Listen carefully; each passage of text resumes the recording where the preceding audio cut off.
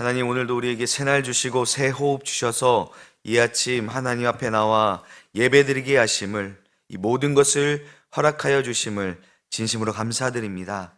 오늘도 우리를 이 자리로 하나님 앞으로 부르신 그 하나님의 놀라운 뜻과 섭리가 있는 줄 믿습니다. 오늘 우리를 말씀 앞에 세우셔서 성령의 조명하심을 통해 우리 안에 미쳐보지 못한 어둠을 보게 하시고 깨닫게 하셔서 그 말씀 앞에 순복하며 다시 약속을 붙잡고 성령 하나님의 인도하심을 따라 살아가는 은혜를 허락하여 주시옵소서. 하나님, 우리의 삶 가운데 하나님의 나라와 건세와 영광이 임하기를 소원합니다. 여전히 하나님의 주권을 외면하는 이 어지럽고 혼탁한 세상 가운데 살아가고 있지만, 그러나 우리는 이 땅에 속한 사람이 아닌 하나님 나라에 속한 하늘의 시민권을 가진 하나님의 자녀들이오니, 하나님의 다스리신 가운데서 세상의 방식이 아닌 하나님 나라의 방식을 따라 살아가게 하여 주옵소서.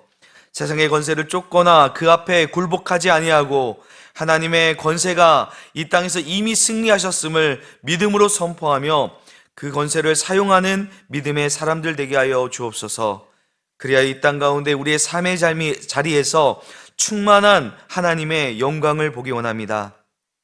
우리의 뜻과 우리의 생각이 이루어지는 것이 하나님의 영광이 아니라 하나님의 뜻과 하나님의 말씀이 우리의 삶 가운데 이루어지므로 하나님이 하나님이심이 드러나는 그런 증인으로서의 삶을 살게 하여 주시옵소서. 하나님께서 허락하신 예배당 건축의 모든 가정 위에 사람의 욕심이나 조급함이 아니라 하나님의 뜻과 질서와 평강이 넘치기를 소원합니다. 온 성도들의 기도와 헌신으로 세워지는 주의 전 되기를 소원합니다. 이제 마무리되어가는 공정 가운데 하나님의 그 세밀한 손길로 더하여 주시옵소서. 모든 행정 절차 가운데 어떠한 차질이나 혼선이 없도록 강권적으로 인도하여 주시옵소서. 이 공동체를 맡아 이끌어 가시는 윤광석 목사님 위에 날마다 하늘의 지혜와 영적인 분별력을 더하여 주시고 사람의 소리에 흔들리지 않고 하나님의 음성에 더욱더 민감하게 하옵소서. 함께 섬기는 모든 재직들과 각 기관과 부서의 리더들 또한 직분이 아닌 사명으로, 권한이 아니라 섬김으로 맡겨진 자리를 충성되이 감당하게 하여 주옵소서. 하나님, 새로운 예배당의 시대를 맞이하며 우리에게 맡겨주실 새로운 사명 앞에서 믿음과 순종으로 나아가는 믿음의 공동체 되기를 원합니다. 우리의 뜻이 이루어지는 교회가 아니라 하나님의 뜻이 중심이 되며 그 뜻이 이루어지는 교회 되게 하여 주옵소서. 이 어두워져가는 세상 가운데 산 위의 동네가 숨기지 못하는 것 같이 소망의 빛을 세상 가운데 비추는 교회 되게 하여 주시옵소서. 하나님, 우리 연로하신 엘림보 어르신들을 위하여 기도합니다. 그분들의 삶의 자리 위에 하나님의 위로와 평강을 덧입혀 주시고 지나간 날들 속에서 하나님의 신실하심을 고백하며 끝까지 하나님 나라를 소망하는 믿음의 증인들 되게 하여 주시옵소서. 우리 영화의 다음 세대들에게 흔들리지 않는 믿음의 뿌리를 견고히 주님 앞에 내리게 하셔서 세상의 가치가 아니라 하나님의 말씀으로 삶을 선택하는 믿음의 세대들 되게 하여 주시옵소서. 병약한 성도들의 연약한 몸과 마음을 하나님의 그 치료의 손으로 어루만져 주시고 치유의 은혜와 회복의 소망을 더하여 주시옵소서. 또한 삶의 무게와 어떤 인간관계의 아픔 가운데서 묶여있는 모든 결박들이 예수님의 이름으로 풀려지게 하옵소서. 영적 시험과 낭만 가운데 지쳐있는 자들을 주님 긍휼히 여겨주셔서 그 꺼져가는 믿음의 심지에 다시 불을 붙여주시고 흩어졌던 마음이 다시 예배의 자리로 회복되게 하여 주시옵소서. 가정과 교회와 조국을 떠나 있는 우리 믿음의 식구들 하나님의 손으로 보호하여 주시고 우리가 떨어져 있어도 그리스도 안에서 한 몸임을 기억하며 중보와 사랑의 교제로 하나님 우리가 서로 그 믿음의 교제를 나눌 수 있게 하여 주시옵소서.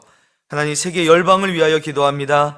전쟁과 재난과 기근 가운데 신음하는 그들 위해 하나님의 샬롬이 임하게 하시고 그 어두운 자리마다 주님의 사랑과 복음이 전파되게 하여 주시옵소서. 이 일을 위해 세우신 선교 동역자들에게 지치지 않는 믿음과 담대한 순종을 더하여 주시옵소서. 하나님, 내일은 거룩한 주일입니다. 우리의 몸과 마음이 먼저 예배를 사모하며 준비하게 하옵시고 바쁜 생각과 흩어진 마음을 내려놓고 하나님을 사모하는 심령으로 온전히 하나님을 만나는 은혜의 날 되게 하여 주시옵소서. 감사드리며 이 모든 말씀 우리 주 예수 그리스도의 이름으로 기도드립니다. 아멘. 우리 하나님 말씀 함께 보도록 하겠습니다. 우리 여호수아서 21장 27절에서 45절까지의 말씀을 우리 한 목소리로 함께 하나님 말씀 읽도록 하겠습니다. 레위 자손의 게르손 자손에게는 므낫세 반 지파 중에서 살인자의 도피성 바산 골란과 그 목초지를 주었고 또 브에스드라와 그 목초지를 주었으니 두 성읍이요. 이사갈 지파 중에서는 기시온과 그 목초지와 다블락과 그 목초지와 야르뭇과 그 목초지와 엔가닌과 그 목초지를 주었으니 네 성읍이요. 아셀 지파 중에서는 미사일과 그 목초지와 압돈과 그 목초지와 헬각과 그 목초지와 르옵과 그 목초지를 주었으니 네 성읍이요. 납달리 지파 중에서는 살인자의 도피성 갈렐리 게데스와 그 목초지를 주었고 또 함못 돌과 그 목초지와 가르단과 그 목초지를 주었으니 세 성읍이라. 게르손 사람이 그 가족대로 받은 성읍은 모두 13성읍과 그 목초지들이었더라. 그 남은 레위 사람 무라리 자손의 가족들에게 준 것은 스불론 지파 중에서 용느함과 그 목초지와 가르다와 그 목초지와 딥나와 그 목초지와 나할랄과 그 목초지이니 네 성읍이요. 르우벤 지파 중에서 준 것은 베셀과 그 목초지와 야하스와 그 목초지와 그데목과 그 목초지와 무밧과 그 목초지이니 네 성읍이요. 갓 지파 중에서 준 것은 살인자의 도피성 길르앗 라못과 그 목초지이요. 또 마하나임과 그 목초지와 헤스본과 그 목초지와 야셀과 그 목초지이니 모두 네 성읍이라. 이는 레위 가족의 남은 자 곧 무라리 자손이 그들의 가족대로 받은 성읍이니 그들이 제비 뽑아 얻은 성읍이 12성읍이었더라. 레위 사람들이 이스라엘 자손의 기업 중에서 받은 성읍은 모두 48성읍이요 또 그 목초지들이라. 이 각 성읍의 주위에 목초지가 있었고 모든 성읍이 다 그러하였더라. 여호와께서 이스라엘 조상들에게 맹세하사 주리라 하신 온 땅을 이와 같이 이스라엘에게 다 주셨으므로 그들이 그것을 차지하여 거기에 거주하였으니 여호와께서 그들의 주위에 안식을 주셨으되 그 조상들에게 맹세하신 대로 하셨으므로 그들의 모든 원수들 중 그들과 맞선 자가 하나도 없었으니 이는 여호와께서 그들의 모든 원수들을 그들의 손에 넘겨주셨음이니라. 여호와께서 이스라엘 족속에게 말씀하신 선한 말씀이 하나도 남김없이 다 응하였더라. 아멘. 네, 우리 어제 여호수아 그 21장 8절부터 26절 말씀을 통해 레위인들에게 성읍이 분배되는 장면을 살펴보았습니다.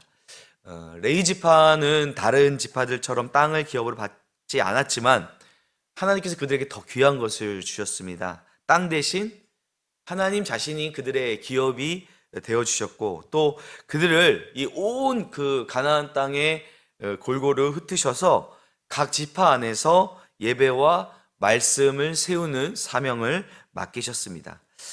그렇기 때문에 레위인들에게 주어진 이 성읍들은 단순한 거처를 넘어서 하나님께서 그들을 보내신 그 사명의 자리였다는 것이죠.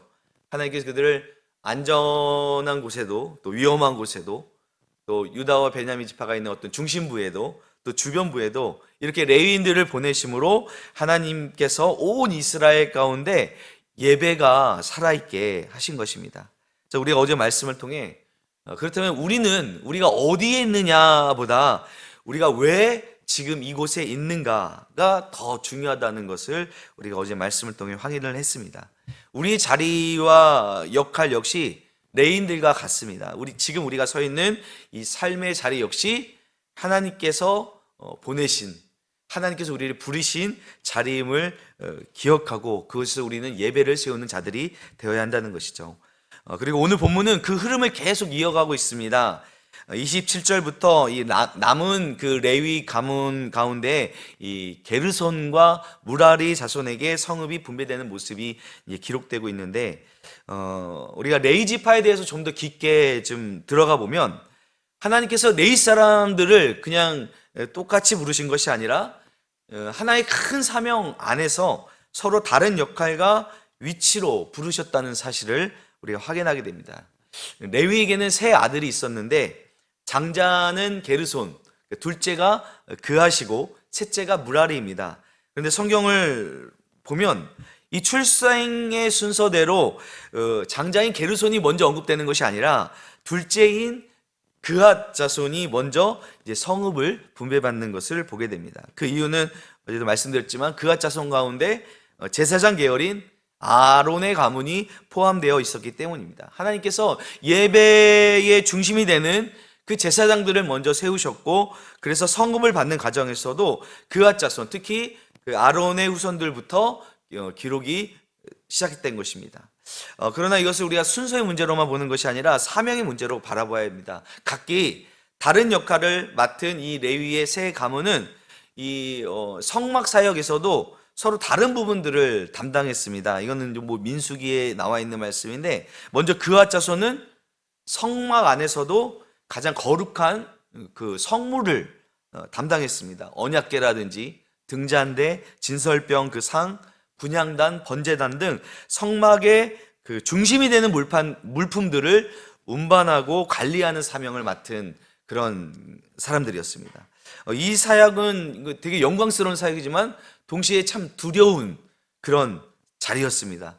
성물을 함부로 만졌다가는 죽을 수도 있고, 또 예배의 어떤 핵심을 지켜내는 일에 생명을 걸어야 하는 그런 자리였습니다. 그만큼 하나님께서 그 거룩함을 가장 그 중심에 두셨고 그 사역을 위해 이제 그앗 자손을 사용하신 것이죠.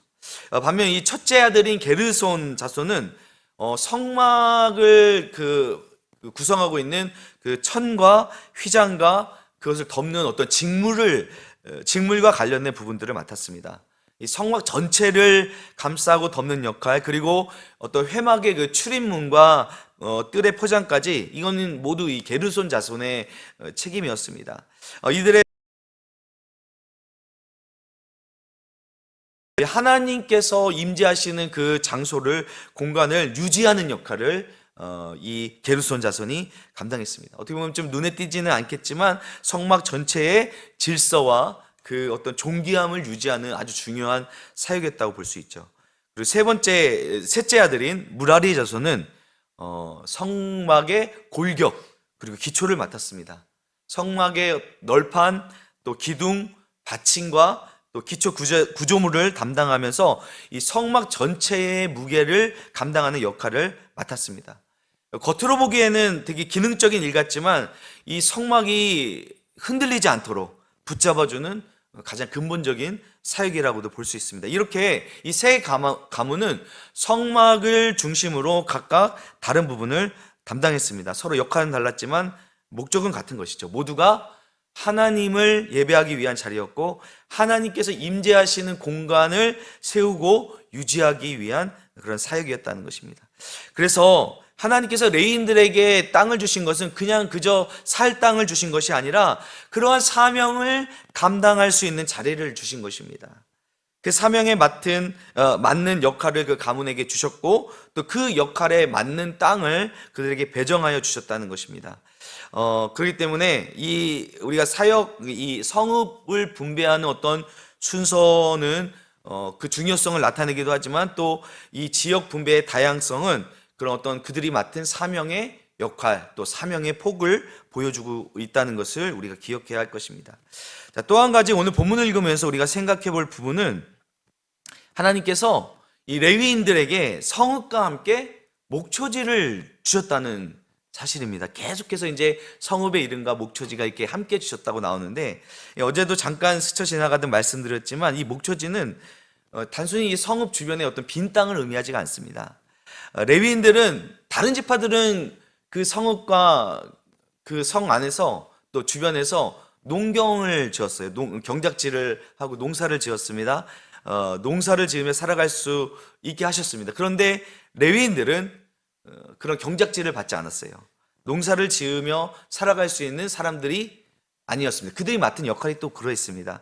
그들의 주된 사명은 이 성막에 관련된 일을 감당하는 것이었고, 또 그 사역을 했을 때 또 자기의 어떤 순서에 따라, 순번에 따라 그렇게 성막에 올라가서 그런 일을 감당했을 때 그 사역을 통해 어떤 11조를 통해 또 제사에 딸려오는 그런 재물의 일부를 보수로 받으며 살았습니다. 그런데 하나님은 이 레위인들에게 그렇게 제사의 일에서 나오는 보수에만 의존하게 하지 않으셨다는 거예요. 그들에게 성읍을 주시고 또 그 성읍을 둘러싼 목초지를 함께 주심으로 가축을 기르고 또 필요한 만큼의 재산을 유지하면서 레위인들에게 사역을 감당함으로 직접적으로 이렇게 보수를 받지 못하는 그런 시기에도 생계를 이어갈 수 있는 어떤 여지를 마련해 주신 것을 우리가 본문을 통해 볼 수 있습니다. 다시 말한다면 하나님께서 레위인들을 부르실 때에 어떻게 보면 이게 신앙적인 말 같지만 너희는 나만 보며 살라 이렇게 어떻게 막막한 삶으로 내모신 것이 아니라 내가 하나님께서 너희의 기업이지만 동시에 내가 너희의 삶을 책임지시겠다 말씀하시면서 구체적인 삶의 장치를 허락해 주신 것으로 우리가 보아야 합니다. 성막의 일을 통해 얻는 보수만으로는 어떤 계절이나 어떤 상황에 따라 부족할 수도 있고, 또 아까도 말씀드렸지만 자기 순번이 아닐 때는 또 그런 보수를 받을 수가 없고, 또 어떤 전쟁이나 위기 상황에서 그렇게 성막이 제대로 운영되지 못할 때도 있었을 것입니다. 그럴 때에 레위인들이 그들의 삶이 완전히 무너지지 않도록 하나님은 목초지를 주셔서 가축을 기르는 기본적인 경제 구조를 허락하여 주신 것입니다. 레위인들은 오직 영적인 일만 하는 사람들이라서 세상의 생계와 아무 상관없이 떠있는 그런 신령과 같은 존재가 아니라는 것이죠. 그들도 먹고 살아야 하고 자녀를 먹이고 입히고 가정을 꾸려야 했고, 하나님께서는 그들의 그런 현실을 외면하지 않으시고 성읍과 목초지를 통해 어떤 현실적인 삶의 기반을 함께 주셨다는 것입니다. 우리가 여기서 보게 되는 것은 하나님께서 자기 백성을 부르실 때 단지 그냥 사명만 던져주시고 그냥 믿음으로 무조건 버텨라 이렇게 하시는 분이 아니시라는 것입니다. 사명과 함께 살아가야 할 길도 함께 준비해 주시는 하나님이십니다. 레위인들에게 성읍을 주시고 그 성읍을 둘러싼 목초지를 주신 하나님은 우리에게도 사명을 주실 때 그저 막연하게 희생만 요구하시는 분이 아니라 각 사람의 어떤 형편에 맞게 필요한 어떤 공급과 길도 함께 여셔서 그 사명을 감당할 수 있도록 붙들어 주시는 하나님이시라는 것이죠. 그래서 이 레위인의 목초지는 단지 가축을 키우는 어떤 그런 땅으로만 볼 것이 아니라 하나님께서 사명자들을 어떻게 책임지시는지를 보여주는 그런 상징으로 우리가 볼 수 있어야 될 것입니다. 자, 레위인들의 이런 성읍 분배가 모두 마무리된 후에 오늘 본문의 마지막 부분인 43절부터 45절은 이 여호수아서 전체를 요약하는 그런 선포의 말씀입니다. 43절부터 45절까지의 말씀은 하나님께서 이스라엘에게 약속하셨던 모든 말씀이 실제 역사 가운데, 역사 속에서 성취되었음을 확인해주는 결론과 같은 부분입니다. 하나님께서 주시겠다 말씀하셨던, 약속하셨던 그 땅이 실제로 이스라엘 자손들의 손에 주어졌고 그들이 그 땅에 거주하게 되었으며 대적들은 더 이상 그 길을 막지 못하게 되었고 마침내 하나님께서 이스라엘에게 안식을 주셨다는 것입니다. 그리고 마지막 45절 말씀에는 이렇게 말씀하고 있죠. 하나님께서 여호와께서 이스라엘 집에 말씀하신 선한 약속이 하나도 땅에 떨어지지 아니하고 다 응하였더라. 아멘이십니다. 이 선언은 단순한 어떤 종교적 고백이나 한 시대의 사건을 정리하는 결론이 아니라 하나님의 신실하심을 드러내는 증거의 선포의 말씀입니다. 하나님은 약속하시고 그 약속을 반드시 이루시는 분이십니다. 이 언약의 말씀을 남기실 뿐만 아니라 그 말씀을 반드시 역사 가운데 성취하시는 살아계신 신실하신 하나님이십니다. 그런데 제가 이 말씀을 선포의 말씀이라고 말씀드리는 것은 여러분 아시겠지만 이 이후에도 이 약속이 그냥 이제 모두 끝났다라는 그런 의미가 아니라 이제 이 약속의 말씀이 성취되기 시작했다는 말씀으로 우리가 보아야 합니다. 왜냐하면 이스라엘에게 이 가나안 정복이 지금 이 상황이 이 약속의 완성으로 보는 것이 아니라 이건 약속의 첫 열매가 됐다는 거예요. 이스라엘이 지금 받은 땅은 완성된 안식이 아니라 시작된 안식이었습니다. 땅은 받았지만 이후에도 계속 우리가 보게 되면 이제 사사기나 또 그 이후에도 보게 되면 여전히 싸움이 남아있고 여전히 정복하고 정착해야 될 여러 가지 일들, 또 정착의 과정 가운데서 끊임없이 무너질 위기가 있음을 성경을 통해 우리가 볼 수 있습니다. 그래서 약속이 이루어졌지만 그 약속의 충만함은 앞으로도 계속 펼쳐져야만 하는 것이었습니다.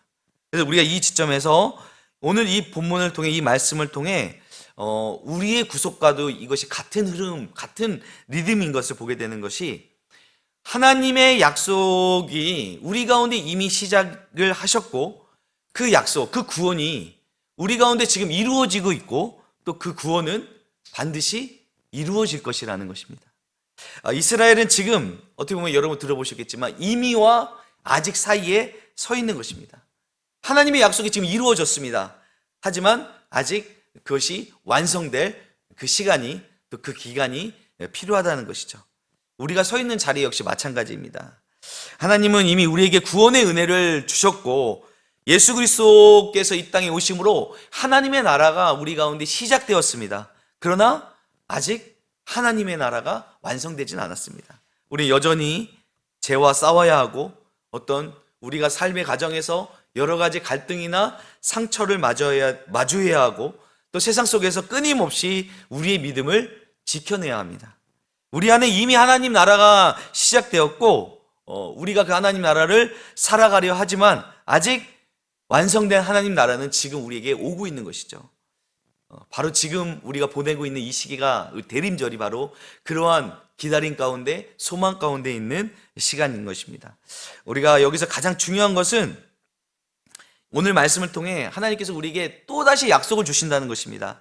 하나님의 신실하심은 어제나 오늘이나 영원토록 변함없다는 그 약속의 말씀을 우리에게 주신다는 것입니다. 오늘 마지막 절의 고백처럼 여호와께서 이스라엘 족속에게 말씀하신 선한 말씀이 하나도 남음없이 다 응하였다라는 이 고백의 선언이 지금 우리에게도 여전히 유효한 고백이고 선포되어야 할 말씀이기를 소원합니다.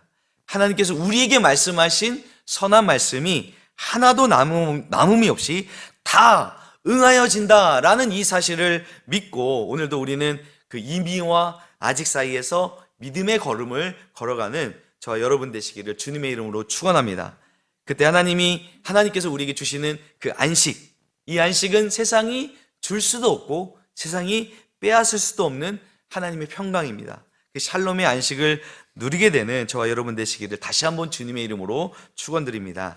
기도하겠습니다. 하나님 아버지, 오늘 말씀을 통해 다시금 우리가 서 있는 자리를 보게 하여 주시니 감사드립니다. 레위인들을 부르셨던 것처럼 우리도 각자의 자리에서 하나님 맡기신 그 사명을 감당할 수 있는 은혜를 주시옵소서. 우리가 어디에 서 있느냐보다 우리를 왜 이 자리로 부르셨는지를 깨달아 알게 하여 주시고 하나님께서 맡겨주신 그 사명을 온전히 감당하며 나아가는 믿음의 사람들 되기 원합니다. 우리에게 이미 이루어 주신 그 은혜와 약속을 붙잡고 아직 이루실 그 약속을 소망하며 바라보며 나아가는 믿음의 사람들 되게 하여 주시옵소서. 그래야 오늘 말씀과 같이 우리에게 말씀하신 선한 약속이 하나도 땅에 떨어지지 않고 반드시 이루어지는 그 은혜를 경험하는 믿음의 사람들 되게 하여 주시옵소서. 감사드리며 예수님의 이름으로 기도드립니다. 아멘. 하늘에 계신 우리 아버지의 이름을 거룩하게 하시며 아버지의 나라가 오게 하시며 아버지의 뜻이 하늘에서와 같이 땅에서도 이루어지게 하소서.